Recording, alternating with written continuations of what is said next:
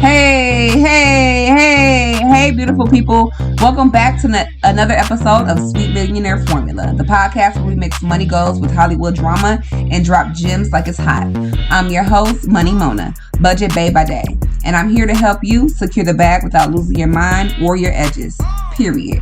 Let's talk money, mess, and millionaire moves. Here's what we got on the agenda today. Broke breakups, tariffs that cost the black hair industry, a deep dive into Megan the Mogul's empire. Grab your drinks, sis, and a pen because we are about to get into it. For tuning in today, I'm so glad to have you join the show. I want to make sure that I just thank my audience. You guys showed out for my birthday. Can we just clap it up for y'all showing out for my birthday? We got over 100 streams on the last episode, and we're looking to go monetization. This podcast is more than just a podcast. This is a vision from God. This is something that developed in a time where I was actually getting just belittled at work at this job. I had just moved back here. Can I say where I'm at? I don't know. Anyways, I've just moved back here, got a six-figure job, excelling at my job, doing everything I'm supposed to do, people hating. Long story short, they let me go on my day off when I was sick. And for like 9 months, that's what y'all see. The last episode is 9 months ago. On top of the 9 months ago, the last episode was recorded like 4 days after the second anniversary of my brother's passing. And if y'all all know this podcast, the reason I moved back here is because my brother was murdered at 19 years old. Like, I would say 2 weeks after his 19th birthday. And I had just spent every single week with my brother back when I was in Cleveland, Ohio. And when my brother first thing my brother did when he got out of jail, I had talked to my brother for like 4 years. So the first thing my brother had was my number to call me and like, sis, like come pick immediately. For like 3 months, we are shooting my content, videographer, just like, I'm going to post the video if I can. I'm going to post the video on my Instagram. So y'all go to my Instagram, Sweet Millionaire Formula, and y'all will see it and just leave a comment or whatever. But my brother will be on there, and he's the whole reason that his murder and the way that he was murdered left me and my daughter open for people in Cleveland to know where we are. And it just, the mere thought of just having to leave everything in a matter of 15 minutes and to have made it and what I've made it in a matter of 3 years, 4 months into staying here, we stayed in my car.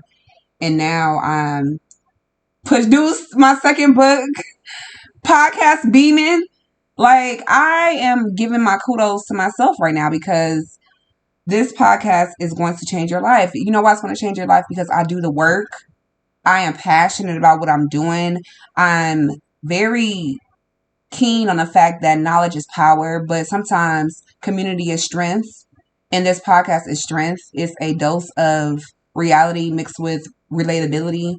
And one thing I'm going to do to my audience is give y'all real, because I wouldn't be here if my Roth IRA wasn't sitting with $6,000 and $7,000.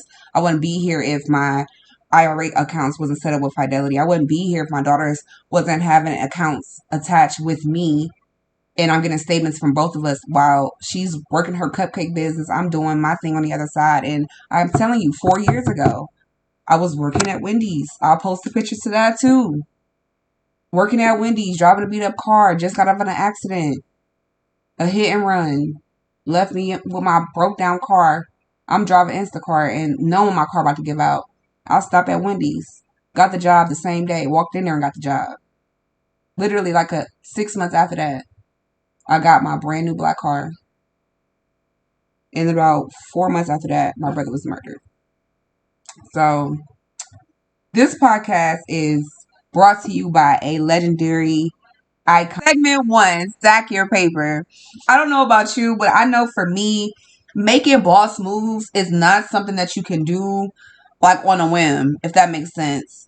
For me, when I think about how hard it was and how hard it is, like with bills on top of the stuff that we're seeing, like this has been 7 years since the pandemic. Oh, like, wow. First of all, let's talk about that. Let's talk about the pandemic and what it did for people like me and what it should have motivated people like you to do, especially if you're listening to this podcast. There's a demand, a high demand for your likeness in the world, for your mindset, for the things that you have to say. And there's no need for you to shy away from putting in the work. Like, our bodies need something to do, need something to work out. Our muscles are muscles because they have to work in the gym, pushing, pulling, sweating, letting endorphins out. Our mind needs something to solve, create, put together, take apart. Our hands need something to touch, feel, or create. Our mouths need something to say or to evoke an emotion. Our ears. There's so many aspects of being a human being that exhilarate me. They literally exhilarate me. I'm telling you, I could be looking in the sky when I get out of my car and just be standing there like in awe of, like, God, this sky, even though it's still the sky, there's never any, with the sky, and when we're looking at the sky, there's always this sign of hope for me, especially because 7 years ago, when me and my daughter were living in Cleveland, I was first of all, I did not want to be back in Cleveland. Me going back home was not supposed to happen. Honestly, it was a result of me losing my scholarship to Howard University, and me going back home was the hardest time of my life. And the lessons that I learned at home, or why it's so important for me to produce this podcast, especially where I am now in life, because I see that the whole that was in my family was generational wealth. Nobody had any stocks. Nobody had any IRAs. Every time there's a funeral come up, you know how the family comes together for a funeral. You don't hear nobody from people for 3 to 4 years, but then a funeral pop up. When it costs people nothing to be there, that's when they're there. At a death, it costs nobody nothing to be there.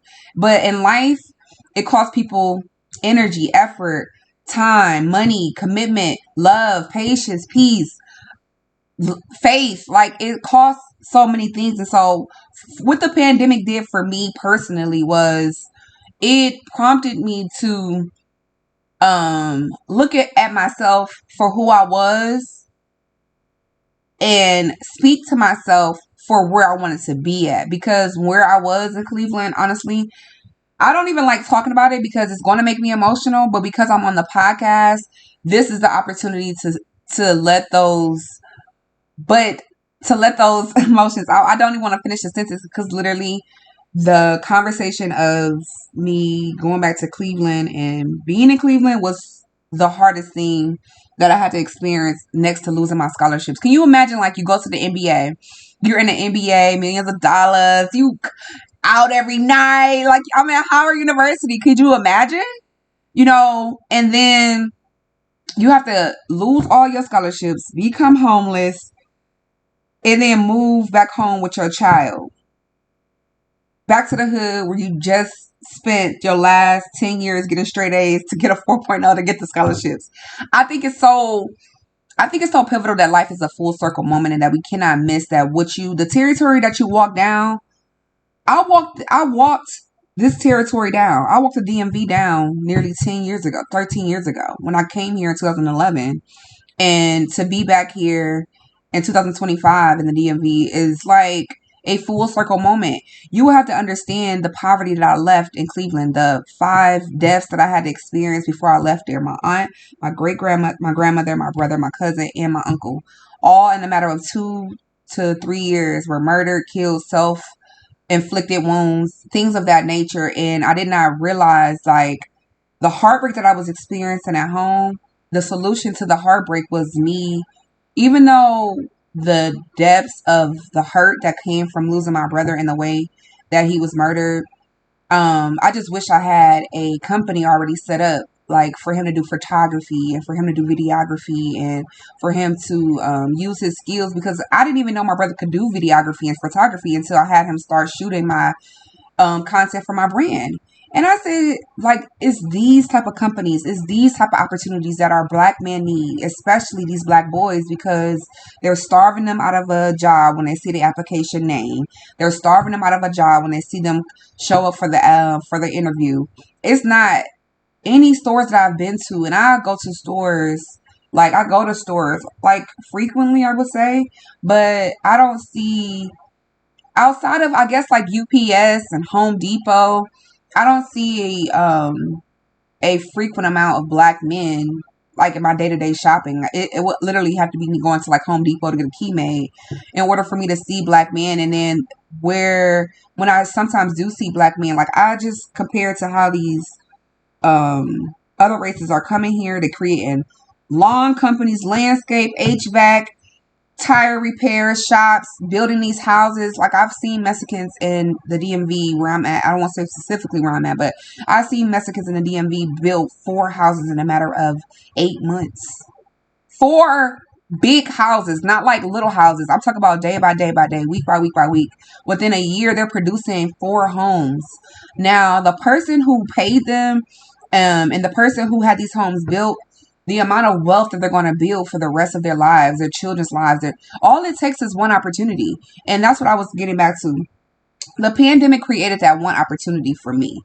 And during the pandemic, I saw girls like Ellie Talks Money, which I'm not hating on her, but of her like African descent and background, her heritage to her family, her ability to have lineage to her family. I'm not saying that she could have very well used her stimulus checks to start her company, but the max and the amount of reach that she was able to have with Ellie Talks Money, she got me to believe in myself and start to figure out what is financial literacy and how can I develop financial literacy and what would it benefit me to have business credit into all these things. So can you imagine I'm taking on all this new information while still driving Instacart, while still in cosmetology school. So for 3 or 4 years, I've had my self credit builder card and just watching people on Instagram because I didn't have the financial anything to stack any paper. So stacking your paper might be stacking your knowledge to you, because stacking my paper to me was stacking my knowledge for almost consecutive the last 4 to 5 years now. From me talking about the situation I'm talking about, going back home, losing everything, all of that collectively together has brought me to this sweet millionaire formula. Because oh, how sweet the sound it is when you make it to the other side. Oh, how sweet the sound is when you can make becoming a millionaire automatic. Oh, how sweet it is to give people a side of you that is a reigning hope of and reflection of the Lord's faith and his ability to change your life, and the Lord being able to, seek ye first the kingdom of righteousness and all these things will be added unto you. It's not that I have had a perfect life. I come from nothing, poverty. You can Google it yourself. I believe they were tearing the projects that I lived in down when I was leaving this last time. And I just think about how I have hunger. To live in the projects for 18 years, I didn't experience the fullness of life or any type of resonating experience besides arguing with my family, watching each other fall out about $20. Who ain't bring this to the cookout last time? Oh, did you see her? This is what she posted.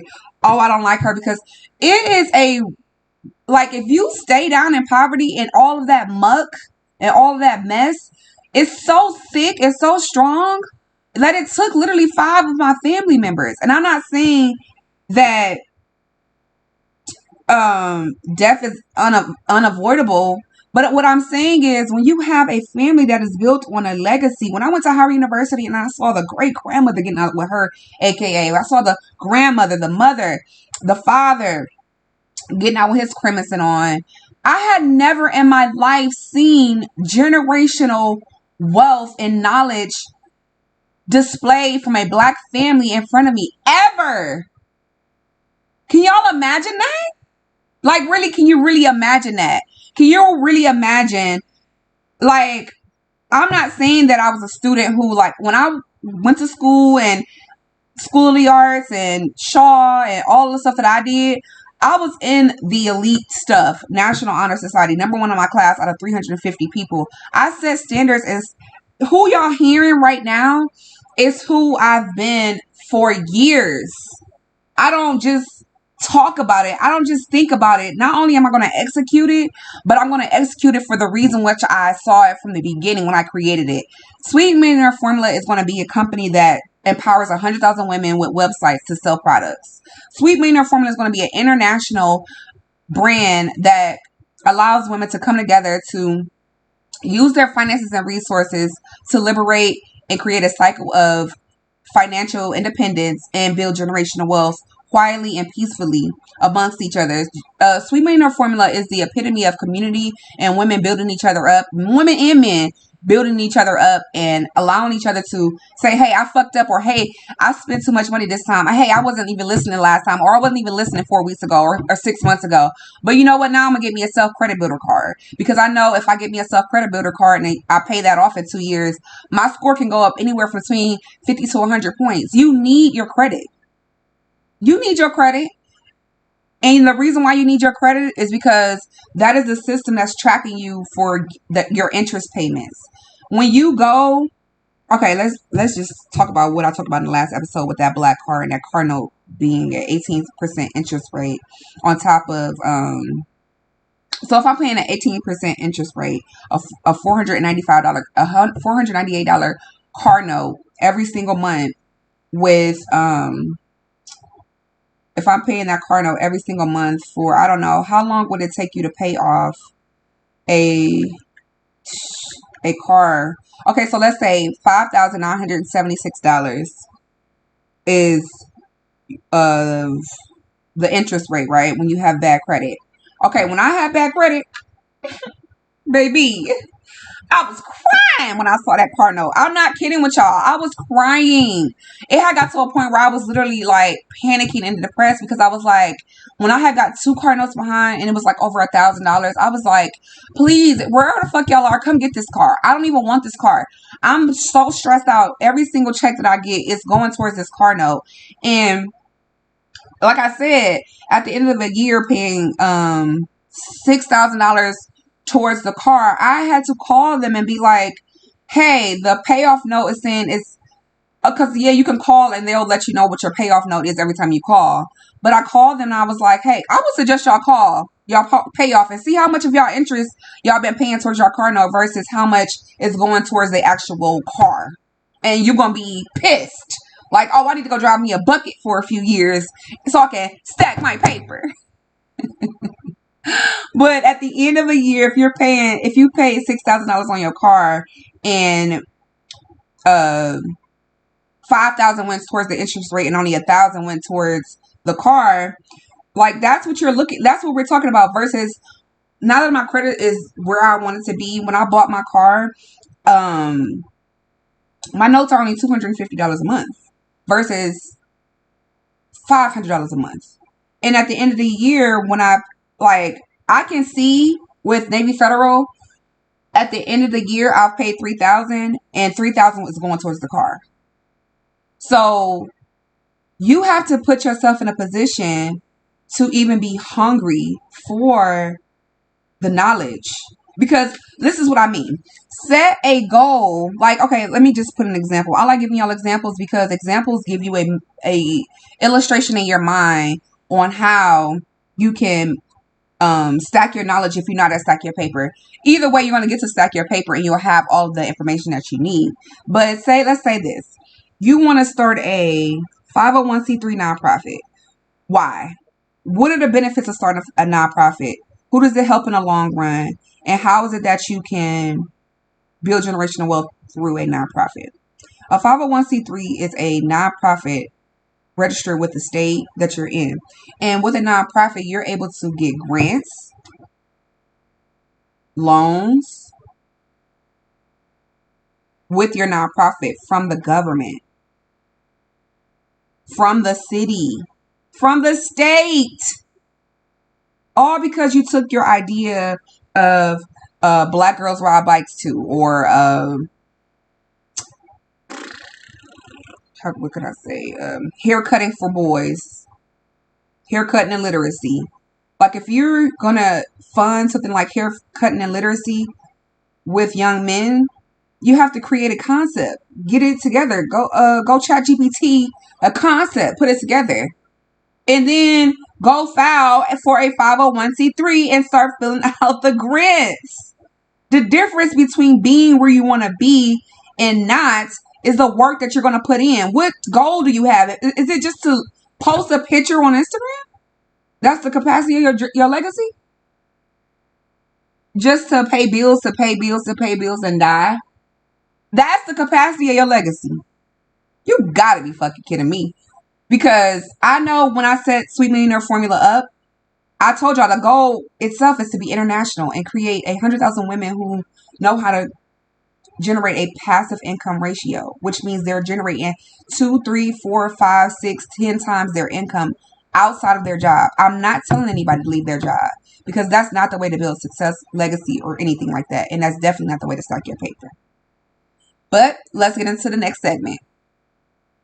Segment 2, Spill the Wealth. This is by far my favorite. I love Spill the Wealth because it's juicy celebrity gossip. All right, let's get into this week's hot tea, served with a financial twist, of course. So, we have a couple who just made the Instagram official, and I've been in their business, baby. I'm Googling his net worth. I'm comparing Offset's net worth. I'm like, why is Offset so bitter? Why do he need spousal support from Cardi B? Cardi B has amassed a mass amount of wealth, almost $80 million for herself. Some say that it's closer to $101 million. But she's amassed a generous amount of wealth for herself. And I just think that it's very unfortunate. First, I don't think it's very unfortunate that they're getting a divorce because Offset has played in Cardi's face for years. And now that she's getting her lick back, I'm over here like, oh, clock that T. And so what let's just break down who, what, when, where, why. Okay. So Stefan Diggs and Cardi B are dating at this present moment, and we want to get into Stefan Diggs' net worth and his estimated net worth, which is around $60 million. And we're going to do a breakdown of his accumulated net worth. So Stefan Diggs is playing for the New England Patriots at the current moment. He signed in 2022. He signed a $96 million deal with the Buffalo Bills. And he is currently in a 3-year, $69 million contract with the New England Patriots. One thing that confuses me, especially with these NFL contracts, I'm glad I don't play sports. Like, this is not mine. We just get into the gossip and the financial twist of it all. But for his net worth to be estimated at $60 million, he signed a $96 million contract in 2001. I'm trying to think, do they not add all those together? Because from the outside looking in, I'm putting 96 million plus 69 million. I'm like, oh, that's how much he's worth. I could be wrong. Mind your business. Don't judge me. Judge your mama. Okay. So here's a breakdown of his endorsement deals and why Stefan Diggs is a lucrative athlete. So Diggs has secured several endorsement deals with top brands like Jordan, Nike, Marvel Studios, Snickers, Beats Electronics, EA Sports, IBM, Adidas, Geico, CenturyLink, and Bridgestone Tires. He even launched a signature shoe in collaboration with ASICS. So anytime that you started to secure brand deals with billion-dollar companies like Jordan, Nike, or Marvel, you're putting yourself in a position to broaden your brand and your appeal, and it's pulling you outside of just to be known as a football player. He's not just known as a football player. He's an international face of over 12 to 15 companies. And I like that his management was able to diversify his portfolio by allowing him not to only be in endorsement deals, but he also was an investor. Ooh, let's see, he invested in. Smart man. Let's see, honey. Okay, so Stefan Diggs is invested in companies like Mad Rabbit and Dapper Labs. Okay, I'm going to have to give me a Mad Rabbit. I don't know if that's a sex toy or... Okay, sorry. My fault, y'all.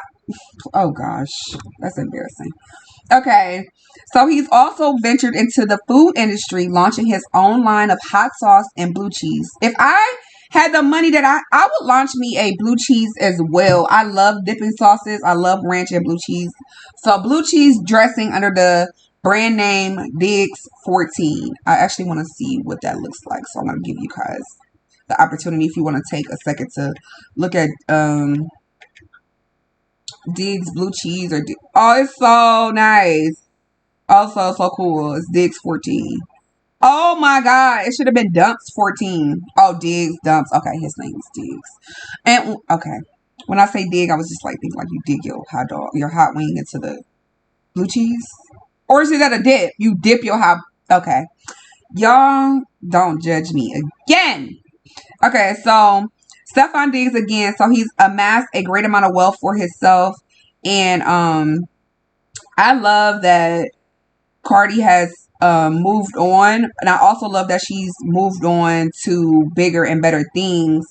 And I know Cardi herself, and I don't know Cardi personally, but we watched her over the years. She's very business savvy, and I think that is super important for us to take her ability to be resilient. Cardi B is resilient and she doesn't let the noise get to her. And over the years, my feelings have been back and forth about her personally because she doesn't put out much music. So I'm like, the next big thing is like her character, what her life is like, whatever the case. She's a millionaire. She took from being a stripper um, in 2014-15 to amassing this great amount of wealth for herself. And you cannot do nothing but clap for this girl. But we're going to talk about Offset's net worth, and his net worth is estimated to be around $32 million. He diversifies his income through entrepreneur ventures like FaZe Clan, AXSD Media, and High Def and Genies. So with Offset's investments, he chose to invest in things that are more technology, media, esports, very transformative industries. But sometimes when you make an investment, one week I was looking at, and we're going to talk about his next, but Saquon from the Eagles, the Philadelphia Eagles, Saquon, I don't know his first name, but I think it's Brinkley. Saquon Brinkley, I was looking at his investments as well. Baby, I be looking at these men's investments because if you don't have nothing to lose, if you messing with a man, make sure he has something to lose. Because a man don't have nothing to lose. Look at Scott Jackson.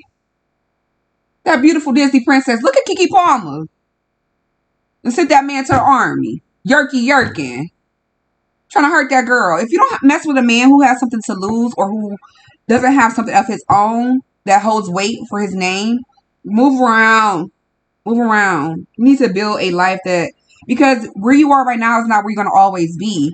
And one thing we can count on in life is time and change. And when you make the time to change, you're going to elevate into new realms. You cannot compare what your success may look like to the next person's success. That's why we're doing a deep dive into their investments, because Offset is invested in some very good things. Esports, like I said, AXSD Media. He's a streamer and he's also an investor in the streaming and production company. I love that. He's an investor in High Def, a company involved in technology. He's also investor in a company called Genies, Avatar Technology. Now, we are not taking up for Offset.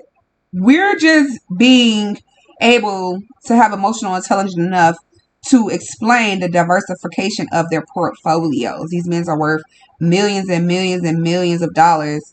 And so we want to look at what it is that they're investing in. And so that's our deep dive into both Stefan Diggs and Offset's investments.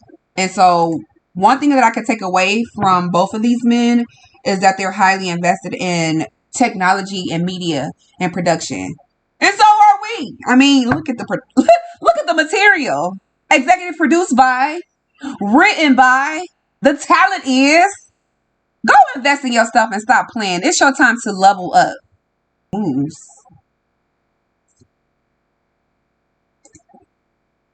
Segment 3 is Millionaire Moves. Now let's flip the script and learn how from the celebrities who are doing it right. And there's none other than the woman who's doing it right to me in my eyes than Megan Thee Stallion. She is going around collecting checks, taking names, opening up restaurants, dropping swimsuits, putting out anime. The music is just a bait, but she has built a octopus-like brand and empire for herself outside of the music industry, and I did not see this coming. Honestly, I'm not even being funny, because when Megan Thee Stallion, you cannot judge where somebody is going by where they are right now. You can't judge where you're gonna be by judging where you are right now. I'm not gonna lie. I seen Megan Thee Stallion's videos on YouTube when she was coming up in the cypress, in the shorts and her tank tops with her chain on. And I was feeling her then. But to have watched her consecutively now for like the last 8 or 9 years and see to where she is, she's just getting started. It takes 8 or 9 years to lay a foundation. If you're not willing to put 5 years into something without making a quarter first, then don't even start. Because you have to have a vision. And I know that Megan Thee Stallion, she has a vision for herself that is shooting beyond the stars. And I just love her work ethic, her tenacity, her ability to be resilient. Black women have to be resilient 10 times harder. Not only was she shot at both of her feet, not only is she going through hell with the media, but none of that seems to be crumbling the foundation that she's laying for her legacy. And I am a legacy girl. I love legacy. I love generational wealth. I have learned it. I've studied it. I've written my own book about it. Again, you guys can follow me at Sweet Millionaire Formula on Instagram. And you can also keep up with our latest information on YouTube as well. We're on Pinterest as well. All of it Sweet Millionaire Formula. But I never saw this coming when I watched her videos back in 2008. Not 2008, I'm sorry. But I never fathomed that this is what was coming out of her. And to see where she is right now, especially one of the things that stood out to me was not only the swimsuit line from Walmart that's dropping, and I will be coughing, but the Popeyes franchise, that is a lucrative flex. That's ownership, and ownership is the real flex here. Because what? Like, Megan Thee Stallion owns a Popeyes that she built from her own investments, and on average, a Popeyes franchise generates around $400,000 a year annually. However, the amount of franchise owner makes can vary based on factors like length of the business, the number of locations, and the owner operations. But in order to open up a Popeyes, you have to have records. You have to have some type of financial background in order to open up a franchise. You cannot just open a franchise. I know Chris Brown owns like Burger Kings and things like that. And I believe that investing in a franchise like this, like Popeyes and something like that, oh my God, I think that is like an ultimate goal. I'm telling you, when I was so broke, if I ever get a restaurant and I get to invest in a restaurant, I definitely will. I don't care what it is. Chick-fil-A is probably the hardest one to get into, but Megan Thee Stallion has opened up a Popeyes. And in order to open up a Popeyes, here are some of the qualifications that you need. To open a Popeyes Louisiana Kitchen franchise, you need a minimum net worth of $1 million and $500,000 in liquid assets. You'll also need business experience, ideally in the restaurant industry, and a clear commitment to Popeyes. A $50,000 initial franchise fee is also required. So even Popeyes has standards for you opening up a business with their name on it. You can't just open up a business with Popeyes and think that, oh, you know what, I can open up a Popeyes. No, Popeyes generally requires franchisees to have a minimum net worth. That means every year after the year has cleared, you are bringing in $1 million. They're saying that you need to have $500,000 in liquid assets. That means cash readily available, CD bonds, high yield savings accounts. You can get your money out of the stock market if you needed to, but those are liquid assets that if something was to go awry, do you have cash that you can get right out of the bank? I mean, have your money in the stock market is not cash ready. So like I said, high yield savings accounts, CD bonds are some of the ways that you can have that liquid cash ready. And it says the total estimated initial investment can range from $500,000 and go as high as $3 million. So I'm just super excited that she took the bandwidth and knowledge. She's a college graduate as well. Megan Thee Stallion is just the epitome of Black excellence. She is moving in rooms and she's connecting dots for people who follow her, like me. And she's allowing us to see a lion roar in the jungle. And I love that she's doing it so eloquently, from her body to her mindset to her ability to get her degree and open this. She's just living the life that I'm preparing to live on the other side. And I just think that's so inspirational that she's just moving in this world as if she has everything to gain. And I think we all should take a note from her page, honestly. Woo! Let's recap because we talked about a lot today. First is stack your knowledge. If you cannot stack your paper, then stack your knowledge quietly. And once you stack your knowledge, put your faith and your works together and have a plan for yourself. Move. Don't be scared to move. Just move. Learn along the way and adjust to learn along the way. You may fall down a few times, but that doesn't mean that you're out of the game. God can do things that will benefit you, not just now, but for your family and your children's children. And diversify your investments. We're talking about go open up a Fidelity account. We're talking about secure and maximize that 5% match your job is offering in your 401k. We're talking about, I'm an advocate for Roth 401ks, honestly. Take the taxes out now so I can enjoy it when I'm 60. Open up a high yield savings accounts, which can help you have readily cash and liquid cash available. Or you can do a CD bond, which generates interest over a secured amount of time. And what I like about a CD bond is that the CD bond, it locks that money in place and allows it to accrue interest and build compounding interest on it. And sometimes you don't have to take out the bond. You could just let it roll over and you'll forgot about it. And you look up 7-8 years from now, you got $6,000 in a CD bond. Y'all, I'm telling y'all where to put y'all money and park y'all money. We got to do this. This is adult-like. And wealth like speed. So whenever you can do things automatically, make that adjustment to do things automatically, especially depositing your money into your Roth 401k. When you do that automatically, you're looking at, I don't know, even if you only do it for a few years, you can roll your 401k into the next job. So that's all my recaps. So follow us on Instagram, YouTube, Facebook, like, comment, and subscribe. And DM me your fave celeb money moment. I am at Sweet Millionaire Formula. So next week, we're talking about the tariffs on the black hair industry, the barriers between Black Americans getting to the other side, and how you can idealize the life that you want when you put in the work. So until then, stack it, save it, and protect your peace in your pockets. Peace!